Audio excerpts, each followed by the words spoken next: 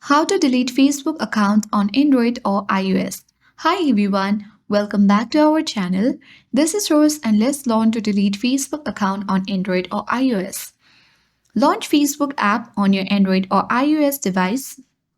Tap three-line menu icon at top right corner of your screen.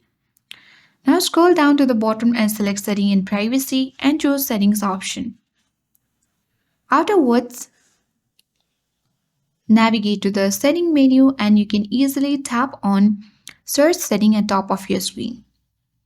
And here you can easily look for the option of deactivations or deletions. If you can't find that way, you can come back, select See More in Account Center. Scroll down, tap on Personal Details. Then you need to choose Account Ownership and Control and select Deactivation or Deletion.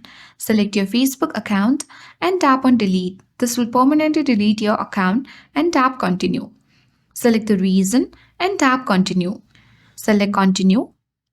Then here, this will permanently delete accounts. You can go through all of this information and tap Continue. So for security, you need to enter your password to continue. And once continued, you will permanently delete your Facebook account on Android or iOS. So that's all for today. I hope this guide was helpful.